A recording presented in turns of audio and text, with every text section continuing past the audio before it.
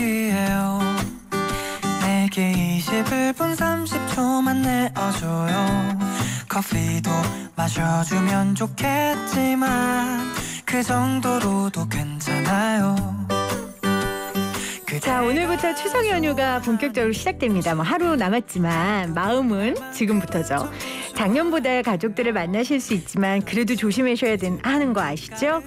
코로나19 이후에 만나는 가족들끼리 가장 많이 하는 이야기 건강 아니겠어요? 그래서 오늘 추석 특집으로요. 건강과 음식 이야기 한번 나눠볼게요. 음식에 그런 정답은 없다. 이 책의 저자 정재훈 약사님과 함께 오늘 추석 특집으로 함께하겠습니다. 어서 오세요, 약사님. 안녕하세요. 끝이에요? 네. 저기 긴장해가지고요. 에이, 긴장 안 하셨잖아요. 아니, 근데 아까 그 노래가 뭐였나요? 우리 또 작가가 기가 막히게 오늘 이 코너에 딱 맞는 노래를 골라냈습니다. 너무 좋죠. 너무 좋더라고요. 음식에 진심이신 우리 약사님께 굉장히 좋은 노래가 아닐까 싶은데 음식에 그런 정답은 없다의 저자를 오늘 모신 거예요. 약사시잖아요. 네. 그러면서 본인을 푸드라이터라고 소개하시더라고요. 이게 뭐예요? 이 푸드라이터라는 게 해외에는 굉장히 잘 알려져 있는 직업인데요. 보통 우리가 이제 푸드 칼럼니스트다라고 얘기를 하면 조금 이제 글이 좀 짧은 호흡의 글들이 많잖아요. 네. 푸드라이터는 거기에 비해서 좀 더 분량이 좀 길고 내용도 조금 심층적으로 다루는 그런 글을 쓰는 작가를 얘기하죠. 네. 음식 관련 기고 오랫동안 하셨죠? 네, 이제 한 7년. 와. 근데 계기가 있으셨어요? 사실 제일 처음에는 글을 쓰고 싶었는데 글을 쓰려고 하다 보니까 가장 관심이 있는 분야를 쓰게 되더라고요. 근데 제가 제일 좋아하는 게 이제 음식이거든요. 직업은 약사지만.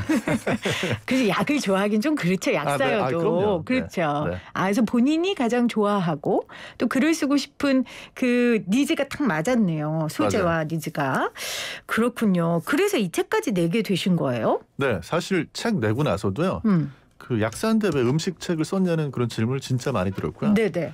그게 7년 전에 처음 책을 냈을 때도 그렇고 이번 책을 냈을 때도 그렇고 질문을 들을 때마다 저도 고민을 했었는데 결론은 아무튼 너무 좋아해서. 음식을 너무 좋아해서. 너무 좋아해서 그렇습니다. 그럼 약사는 음식에 대한 책 내면 안 되나요? 약사는 음식 안 먹고 약만 먹고 사나요? 낼 수도 있는 거지. 참 그렇게 쓸데없이 이야기하는 사람들이 많아요. 실제로요. 제가 직업이 약사지만 약은 저도 다 먹어볼 수가 없어요. 왜냐하면 처방약 같은 거 제가 먹으면 안 되는 처방약도 안 많잖아요. 되죠. 그럼요. 음식은 정말 다행인 게 다 먹어보고 글을 쓸 수 있어서 너무 행복합니다. 와, 근데 사실은 이 음식에 그런 정답은 없다. 이 책이 나온 출판사가 저도 잘 아는데 굉장히 지적이고 깊은 책들을 많이 내는 출판사예요. 그래서 단순히 음식에 그런 정답은 없다가 음식 에세이라고 하기보다는 굉장히 무겁지만 굉장히 경쾌하게 쓴 책이더라고요. 어떤 내용들 담으셨어요, 여기? 그러니까 이제 음식에 대해서는요, 사실은 조금 편견이 많습니다. 네, 어떤 편견? 그러니까 이제 음식을 먹으면서 그 문화 속에서 우리도 모르게 알게 된 문화적으로 학습을 한 그런 편견들이 상당히 많이 있고요. 또 최근에는 음식이 지나치게 유행에 휘둘리는 그런 경향이 있어요. 그래서 얼마 안 있으면 추석이잖아요. 맞아요. 추석 때 하면은 제일 먼저 생각나는 음식이 송편. 네, 송편이고 설날 되면 제일 떡국. 먼저 생각나는 떡국.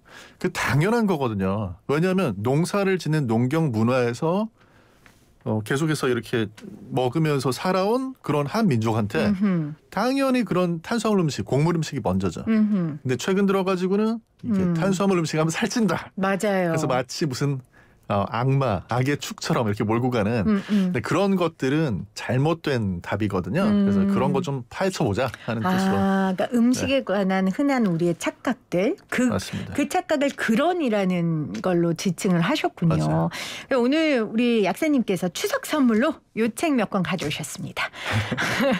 자, 여러분들 샵 0945 우물정 0945로 방송 나가면서 음식에 대한 궁금한 점 또 약에 대해 궁금한 점 보내주시면 저희가 몇 분 선정해서 음식에 그런 정답은 없다.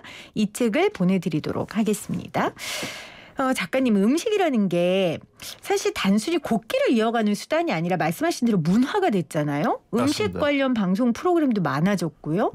현대인들에게 음식은 어떤 의미일까요?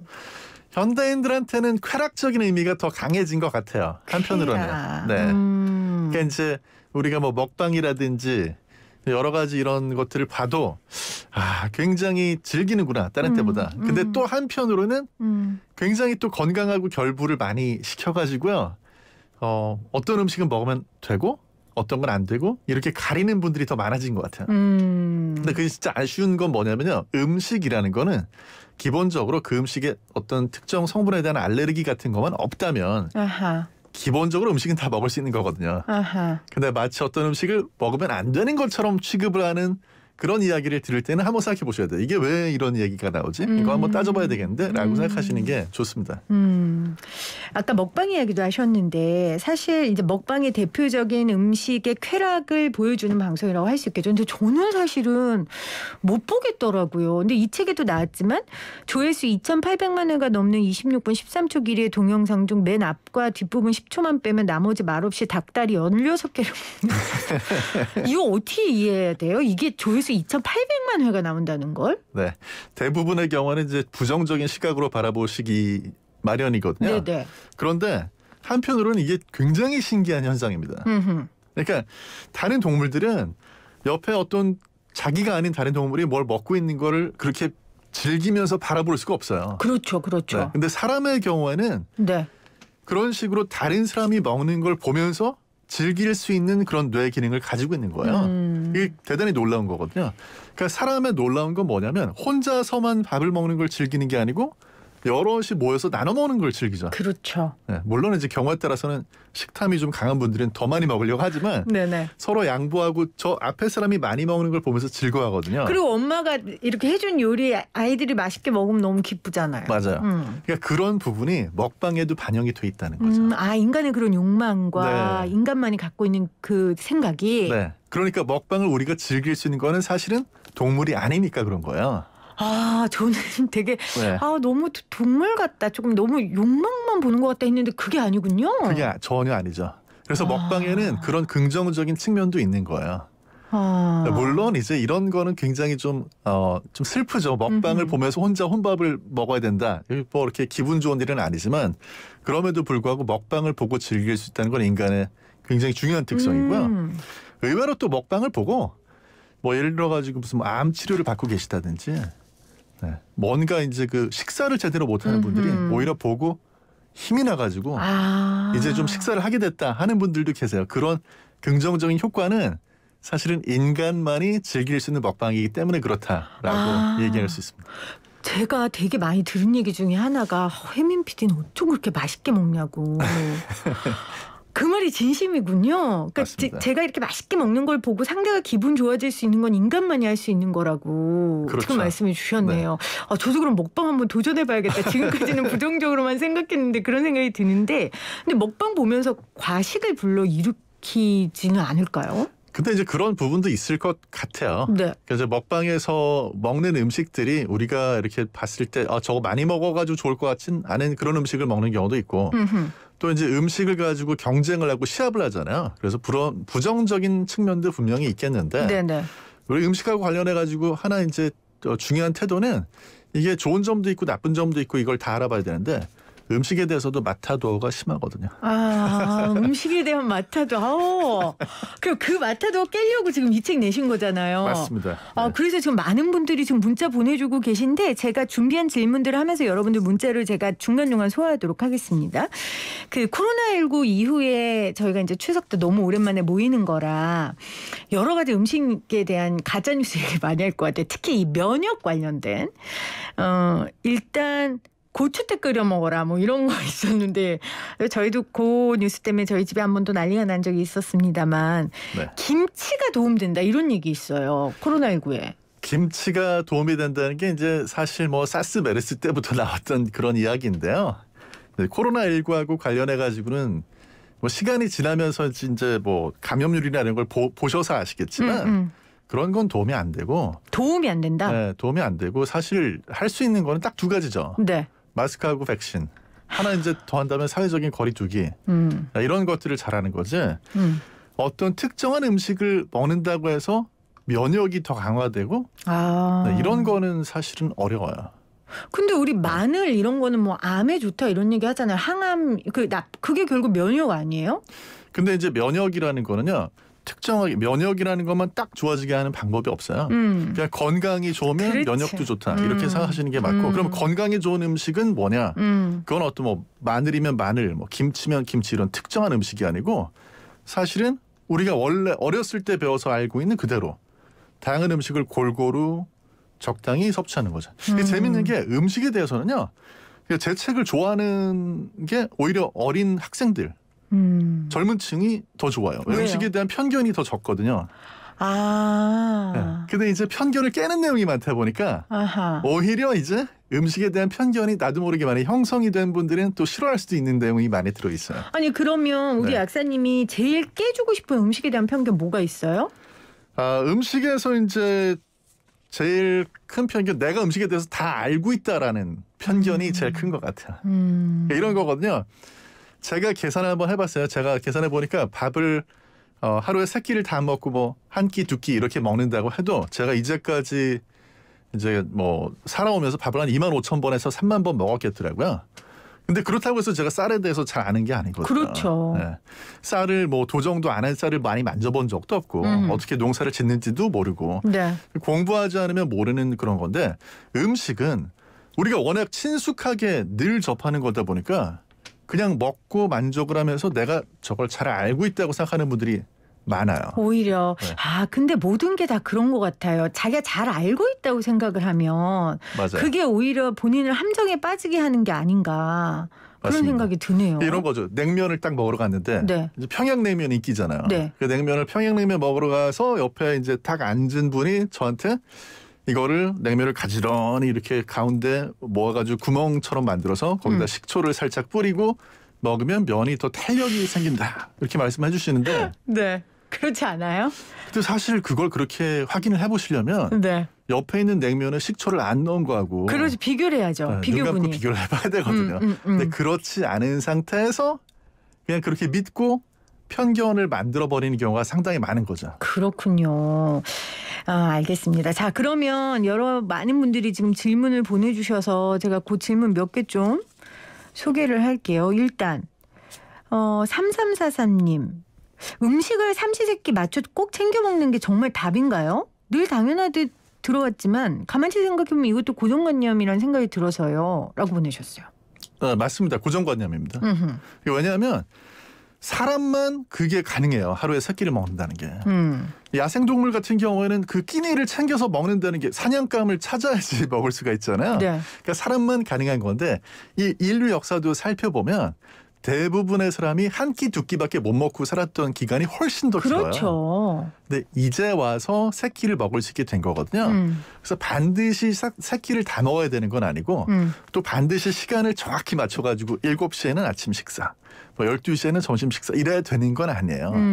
그러나 이제 다만 규칙적인 식생활이 건강에 도움된다는 거는 맞죠. 근데 그럼에도 불구하고 예를 들어가지고 아침을 엄청 많이 먹었다 또는 뭐 점심을 정말 배부르게 먹었다 하면 저녁을 꼭 먹어야 되는 건 아니라는 얘기죠. 그 자기 전에 그래도 자기 전 공복 몇 시간이 좋다 이런 얘기는 있잖아요. 그건 맞는 얘기죠? 그건 맞습니다. 왜냐하면 자기 전에 너무 많은 음식을 먹은 상태에서 눕게 되면요. 네. 특히 이제 원래 부터 뱃살이 좀 있는 그런 경우에는 네.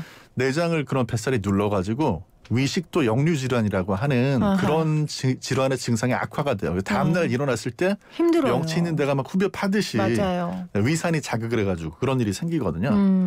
그렇지만 이제 끼니라는 것 자체는 이거는 어떤 자연스러운 뭐 어떤 식사이게 아니고요.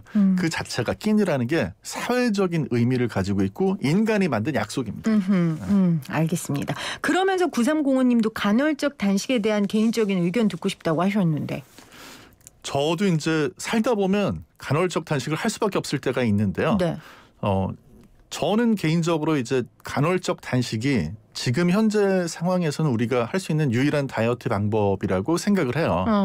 왜냐하면 다른 어떤 뭐 저탄고지라든지 이런 다른 어떤 다이어트는 음식을 가리다 보니까 버리게 되는 음식이 많거든요. 근데 간헐적 단식은 아무튼 최대한 있는 걸 먹고 많이 먹었으면 그 다음에 굶고 하는 방식이니까 지속 가능성 면에서 좋고 그리고 이제 그 체중을 좀 적당히 유지하는 데도 도움이 되는데 단점은요. 모든 사람이 다 할 수 있는 건 아니고 예를 들어서 뭐 위장병이 있다든지 이런 경우는 증상이 또 악화가 될 수도 있고 하니까 좀 조심해 가면서 경우에 따라서는 이제 의사 약사 전문가하고 상담을 해가면서 해야지 될 수 있는 그런 방법입니다. 그 제가 며칠 전에 저도 어디서 봤는데 간헐적 그러니까 공복이 네. 사람을 더 젊게 만든다고. 맞아요. 그 말은 맞아요? 네, 거기에 대해서 연구가 좀 많이 진행이 되고 있어요. 그러니까 사람한테 그런 배고픈 스트레스를 적당히 좀 주는 게 좋다라는 거죠.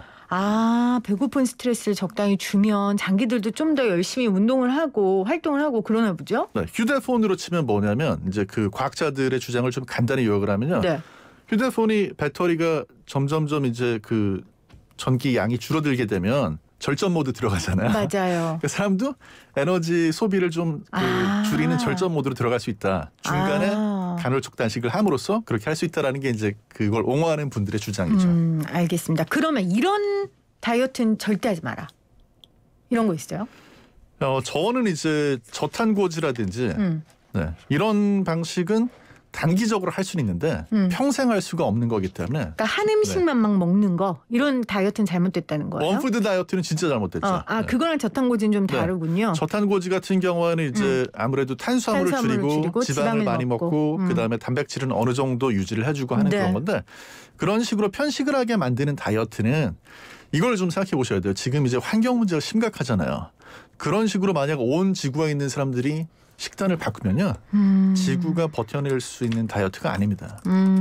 특히 이제 그런 것들을 과식을 많이 하는 미국에서 만들어내는 경우가 많은데 우리가 따라하기가 참 곤란한 그런 식생활 방식이에요. 아까도 약사님이 음식과 환경 이야기를 좀 같이 결부해서 말씀해 주셨는데 그렇게 생각하는 것도 굉장히 음식에 대한 전환의 계기인 것 같아요. 맞네요. 음식물 쓰레기가 사실 환경에 엄청난 영향을 끼치고 있는데 우리가 먹는 거에 대한 책임을 지는 것도 굉장히 중요할 것 같아요. 네, 실제로 이제 그 지구상의 포유동물 네. 생물량 이제 그 무게를 재는 거죠. 그렇게 봤을 때 사람이 먹기 위해서 키우는 가축하고 합치면 거의 96%예요. 맞아요. 네, 그 정도로 이제 사람하고 가축이 많은 이런 생물량을 차지하고 있으니까 네. 적게 먹는 건 좀 진짜 중요한 문제입니다. 네. 자, 오늘 추석 특집으로 건강과 음식 이야기하고 있습니다. 음식에 그런 정답은 없다의 저자 정재훈 약사와 함께하고 있는데요. 또 많은 음식에 대한 편견 중에 하나가 미세먼지 많은 날 삼겹살 먹으라고. 왜 네. 말하고 나도 이렇게 부끄럽지? 이거 부끄러운 얘기예요? 재밌는 얘기죠. 네. 이게 실제로 70년대 신문을 보면 기록이 나와요. 아, 그래요? 네, 바로 이제 뭐가 나오냐면 서울역 근처에서 철물점을 하는 분이 일주일에 한 번 정도는 돼지고기를 먹어줘야지 먼지가 좀 씻어지는 느낌들. 그러니까 그런 믿음을 분명히 가지고 있었던 거죠. 그런데 이게 도움이 안 되는 건 왜 그러냐면요. 이 삼겹살을 먹든 어떤 다른 돼지고기를 먹든 간에 그 음식이 넘어가는 건 식도로 넘어가고요. 그렇죠. 미세먼지는 기도로 들어가거든요. 통로가 다르네요. 통로가 다릅니다. 청소를 못하네요. 그 네. 통로가 달라서. 네, 그래서 실제로는 거기에 묻혀가지고 청소하는 이런 기능이 있을 수가 없고요. 이런 간단한 문제였다니. 이럴 수가. 그렇네요. 네, 굳이 미세먼지에 도움이 되는 음식을 찾는다고 하면 뭐 있어요? 네, 오히려 채소하고 과일이에요. 네. 고기가 아니라. 네. 왜 그러냐면 우리가 보통 미세먼지라고 하는 게 사실은 어떤 그런 뭐 고체로 된 먼지 입자들만이 아니고 기름방울 같은 액체들도 다 포함이 되거든요.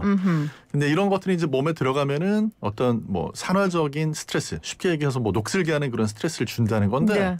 이제 과일이나 채소는 아무래도 항산화 물질이 많이 들어있으니까 그런 게 도움이 된다고 생각하는 그런 과학자들이 좀 있어요. 알겠습니다. 일단 여러분 미세먼지는 채소나 과일을 좋다고 합니다.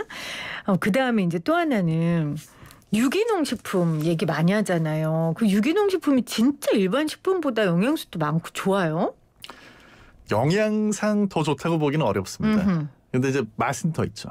그래서 왜 그러냐면 유기농하고 일반농하고 그러니까 재배하고 생산하는데 좀 차이점이 있는데요. 네. 일단 유기농이 조금 더 환경으로 봤을 땐 척박하다고 봐야지 될 것 같아요. 환경으로는 척박하다. 네. 그럼 이제 어떤 차이냐면요. 우리가 봄철에 냉이 같은 거 먹어보면 옛날에는 냉이가 향이 진했잖아요. 요즘에 하우스에서 이렇게 재배하면 냉이가 향이 별로 없거든요. 왜냐하면 그런 향기 물질 같은 걸 만들어내는 이유가 환경이 좀 안 좋을 때 싸우기 위해서 만드는 건데. 아, 그렇구나. 온실 속의 냉이가 돼버리니까 그럴 일이 별로 없는 필요가 거죠. 없구나. 네. 그런 부분에서 유기농이 이제 관행농에 비해 가지고 그런 맛이나 향기를 네. 내는 물질이 좀 많이 들어있다. 그런 연구 결과들이 많이 있는데 일단 건강에는 유기농이 됐건 아니면 관행농으로 뭐 재배한 게 됐건 간에 과일하고 채소를 많이 먹는 게 좋습니다. 별 의미는 맛엔 좀 있어도 네. 알겠습니다. 또 하나는 5초의 법칙이라고 음식을 바닥에 떨어뜨린 후 5초 안에 주워 먹으면 괜찮다. 근데 사실은 저 떨어진 거 전 되게 잘 주워 먹거든요. 왜냐하면 웬만하면 우리 집보다 깨끗하다라는 믿음을. 그래서 제가 그렇게 우리 아이들에게 떨어진 음식을 먹였어요. 그때 우리 아들이 떨어진 사탕을 주워서 지 친구한테 너도 먹어 이러고 주길래 안 된다. 너만 먹어라 했는데 네. 안 돼요. 떨어진 거 먹어 이렇게 빨리 줘서 후후 빌면. 네. 어디에 떨어졌느냐가 중요한 거예요. 그 정도는 저도 판단하죠. 네. 근데 실제로 과학자들이 연구를 해보면 네. 이제 젖은 표면이나 이런 데 떨어졌을 때는 뭐 5초가 전혀 관계가 없고요. 네. 씻어내야지 되고. 그 이제 뭐 떨어진 거를 그냥 마른 표면에 떨어졌다고 해도 네. 표면을 좀 세척을 하고 먹는 게 더 안전해요. 후후 불어주죠. 그 정도로 약할 수 있죠. 아, 그래요? 왜냐하면 사탕 같은 경우에는 그냥 음식하고 달라가지고 더 잘 달라붙잖아요. 겉에 먹다가 떨어뜨리면 특히. 그냥 안 주워 먹을게요. 그게 나을 것 같아요. 안 주워 먹는 걸로. 그거를 안 주워 먹고 버리는 것보다는 네. 지금은 우리가 음식을 아껴 먹어야 되는 시대로 가고 있거든요. 아니 물론 이제 네. 지구도 걱정인데 제 건강도 걱정이잖아요. 네. 그래서 표면을 조금 물로 세척이라도 해서 드시는 게 더 낫죠. 버리는 것보다는. 네. 그럼 음식을 안 떨어뜨릴게요. 네, 그렇게 안 떨어뜨리는 걸로 정리하도록 하겠습니다. 지금 6817님이 돼지고기 김치찌개 먹고 있다가 자기 웃었다고 그 미세먼지 자기도 잘못 알고 있었다고 그렇게 얘기해 주셨고 6623님은 약에 대한 질문하셨는데 네. 남편과 제가 이노시톨 1000mg을 캡슐을 하루에 한 번 복용하고 있습니다. 종합 비타민과 함께 먹는데 계속 복용해도 되나요? 인터넷에도 복용 기간이 안 나와서요. 이렇게 보내주셨어요. 이게 사실 이제 약은 아니고요. 그렇다고 이노시톨이라는 성분이 지금 무슨 뭐 건강기능식품도 아마 아닐 거예요. 네네. 그래서 뭐 그 드신다고 해서 특별히 해가 될 건 없지만 그거를 뭐 그렇게 드신다고 해서 또 어떤 건강상의 이점이 있는지에 대해서도 아직까지는 조금 논란이 있을 것 같아요. 그래요. 네. 알겠습니다. 이점이 있는 건 아직 확실하진 않다는 거예요. 그렇다고 네. 해가 되는 거는 해가 될 거는 뭐 별로 없죠. 그거는 네. 없고요. 알겠습니다. 자, 또 요즘 반려견들 많이 반려동물 많이 키우셔서 사람과 반려동물의 음식 공유 어디까지 해도 되나? 제 친구는 포도를 강아지가 먹었다가 그 무지개 다리 건넌 친구도 있었거든요. 네. 실제로 이제 사람이 먹는 음식이라는 게요. 네. 사람하고 반려동물하고는 같이 오랫동안 살아왔으니까 어느 정도는 이제 야생동물보다는 사람이 먹는 걸 먹을 수 있도록 같이 이제 발전하면서 오긴 했는데 네네. 그래도 사람만큼 잡식성이 뛰어난 동물은 없거든요. 예를 들어서 초콜릿 같은 것도 강아지가 먹으면 죽거든요. 그렇군요. 네. 그 안에 들어있는 이제 그 뭐 테오브로민이라든지 이런 그 안에 들어있는 성분을 해독을 못해요. 그러면 이제 그것 때문에 부정맥 생기고 죽을 수 있거든요. 그래서 반려동물하고 사람하고 어느 정도까지 음식이 공유가 되죠. 과거부터 사실은 그렇게 사람 먹던 거 남은 거 주고 그렇죠. 이렇게 하면서 예전엔 그랬죠. 네네. 맞아요. 그러나 이제 반려동물의 건강을 생각을 하신다면 그때는 반려동물을 위해서 만들어진 음식을 주시는 게 더 좋습니다. 지금 8852님이 약사님 떨리신다고 하셨는데 진짜 떨리는 거 맞아요? 설명 너무 잘해주시네요 하셨고 보이는 라디오 창에 또 한조대기중님께서 정재훈 약사님은 매불쇼에서 예능을 맡고 계시다고. 사실은 저도 그 팟캐스트 자주 들어서 제가 그 진행자 최욱 씨한테 그 우리 약사님 전화번호를 따냈죠. 감사합니다. 그래서 또 오늘 이렇게 모시게 됐습니다. 자, 마지막으로 우리 음식에 많은 편견과 또 어느 때는 과도한 두려움 뭐 이런 걸 가지신 분들에게 좀 마지막 한 말씀 해주세요. 지금은 인류 역사상 우리가 이 정도까지 음식을 즐긴 적이 있었나 할 정도로 음식이 넘쳐나는 때거든요. 네. 그래서 근데 이제 그때가 얼마나 오래 갈지는 모르겠습니다. 환경상의 문제나 이런 것 때문에. 그래서 즐길 수 있을 때 즐기시되 네. 그냥 먹고 즐기기만 하는 게 아니라 본인이 먹는 음식에 대해서 조금 더 자세히 여러 면을 들여다보시고 또 음식에 대해서 좀 더 배우려고 하시면 네. 훨씬 더 맛있고 즐겁게 식사를 하실 수 있다라는 걸 꼭 말씀드리고 싶었어요. 알겠습니다. 9692님이 또 모셨으면 좋겠어요. 궁금한 게 있었는데 벌써 끝났네요. 이렇게 보내주셨습니다. 또 와주세요. 또 불러주세요. 알겠습니다. 저 지금 너무 배고파요. 음식 얘기했더니. 빨리 가세요. 역사님 저 밥 먹으러 갈래요. 고맙습니다. 감사합니다. 네, 지금까지 음식에 그런 정답은 없다 저자의 정재훈 약사님과 함께했습니다.